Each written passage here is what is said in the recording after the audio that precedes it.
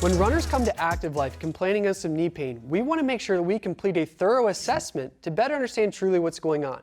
Because what we find a lot in our experience and looking at the research, that even though they're feeling the pain at the knee, we also want to make sure we're looking above and below the site of pain.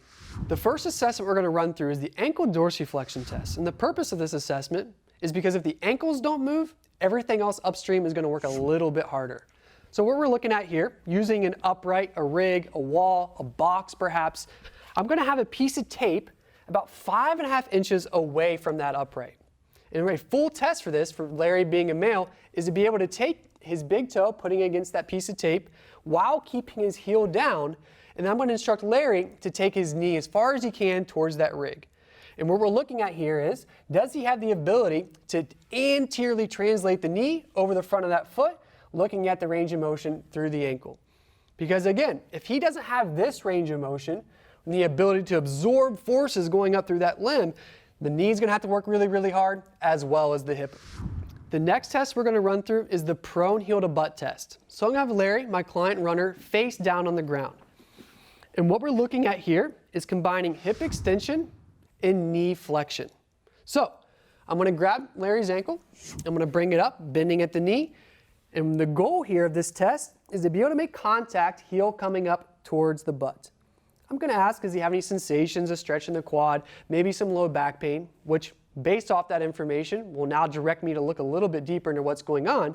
But the reason why this is so important and valuable is because if I have Larry stand back up, and now I take that same testing position, and I have Larry perform a running movement, combining that hip extension into knee flexion, if he doesn't have that range of motion, there can be a lot of stuff going on. He might overextend through the low back, might cause some unwanted knee flexion and some mechanics through the front side, a lot of different things. So we want to make sure he has the prerequisite mobility, flexibility to get here so that he can run for long periods of time as well as really fast when needed. The next assessment we're going to run through is the side plank test. So Larry is going to be on his side in the plank position. And what I want you to think about is if there's a stick coming through your head all the way down through the bottom of your feet, everything should be in alignment. He's going to be on his shoulder, assuming there's no shoulder pain. And the goal here is to lift up and maintain this testing position. Go and relax for me, Larry. Without that top leg being up, he should be able to hold that position for about 90 seconds. That tells us he has not only the midline stability, but also the hip strength underneath to hold that position and how that will translate into long distance running. Get in that same testing position for me again, Larry. Now, for an advanced performer of this assessment, I'm going to ask Larry to lift that top leg.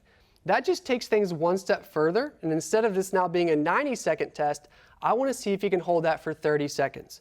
We're looking at hip strength as well as midline stability. Go and pop up for me. And if we break down the implications of this test, what is running? It's a series of single leg hopping over and over and over again.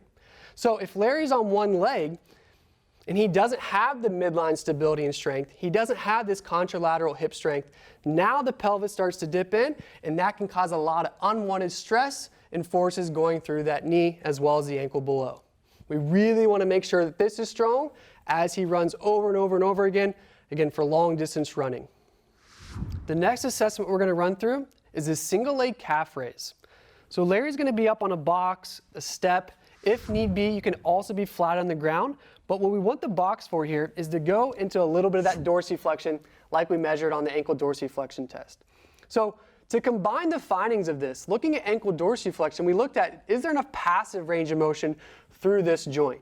Now we're looking, does he have the muscular endurance through the posterior chain in this calf to absorb some of those forces coming up through the limb? Because running being single leg hopping over and over and over again, this having the strength, endurance, and stability to take this ankle through plantar flexion, through dorsiflexion, that's going to do a really good job of absorbing those forces as they go through the ankle, through the knee, as well as through the hip. So before I allow any of my runners to go back to running, perhaps after an injury or dealing with some pain, I want to make sure they can do about 20 single leg calf raises on each side before they go back into long distance running.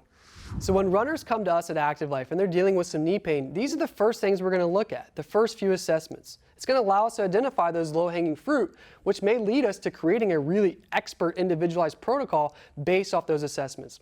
Are there other things we're going to look at? Potentially, but this is the first thing. This is our first step in making sure that we're giving our clients and our athletes what they truly need when it comes to injury and pain.